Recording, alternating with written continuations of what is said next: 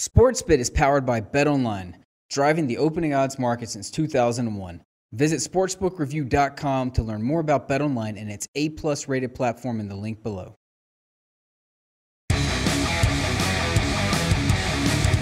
Big game breakdown here on SportsBit. One from the association tonight, and it's a good one. The New Orleans Pelicans travel to Boston to take on the Celtics. Celtics laying 4.5 total, 214.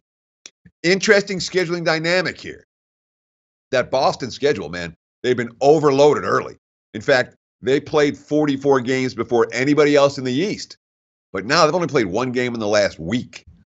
They've been home since beating the 76ers in London last Thursday. So you say, all right, jet lag. They're not supposed to be jet lagged for this game. They're supposed to be healthy, rested, and off some serious practices, which they had 2 of over the course of the last couple of days. And now, when you look at the season-long numbers, the Celtics team, they've been making everybody money because of what they've done on the defensive end of the court. They're more than a point better than anyone else in the league. Points per 100 possessions. 3.3 points per 100 possessions, better than the number 3 teams. Look, Celtics, Spurs, Warriors, 1, 2, 3.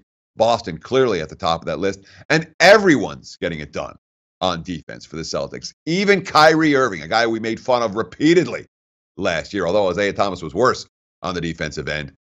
Kyrie's making big improvements. He's still a minus player at his position, looking at the real plus minus on defense, but way better than it was last year, way better than it was 2 years ago.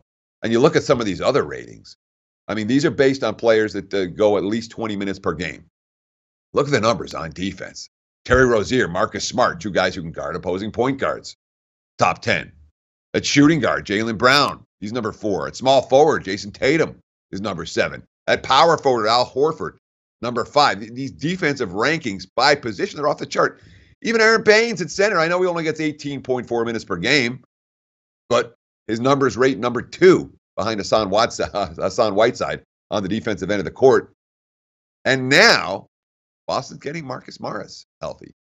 This is a guy that's only played 514 minutes in 22 games so far. Been banged up all year. Over the last 2 years with Detroit, he played, 2,800 minutes and 2,500 minutes. We can expect him to make this rotation even deeper. And you look at Tibbs, Tom Thibodeau, talking about, who's a pretty good defensive coach, mind you, talking about this Celtics team, quote, the way the NBA is now, guys who can guard multiple positions that allow you to do some switching. I think that's why Boston's defense is so elite. You talk about a guy like Marcus Smart and what he contributes to the team. You can't overlook that. Rozier, he's significant. And the versatility of Morris and Tatum, the switching they can do. When it comes to playing the Pelicans, though, it's not about switching. It's about slowing their low post duo. And New Orleans, too, getting a little bit healthier. Anthony Davis back in the lineup. They've got back-to-back wins since he returned. The Pelicans been a good road team. They're one of only 10 teams in the league at 500 or better on the highway. And AD in those 2 games since coming back from injury, leading New Orleans to those victories, 84 points, 26 rebounds. He's been a monster already. Now, New Orleans a couple of weeks ago lost a game at home to the Knicks. They blew it late. They faced the Knicks over the weekend, trailing 4th quarter, and man, they really stepped it up on both ends of the court to win that game. It was a game where Boogie Cousins was awful. Boogie was rough, man. 4 of 16 shooting, 0 of 5 on three-pointers, couldn't even hit his free throws. In seasons past, Boogie pouts in that spot.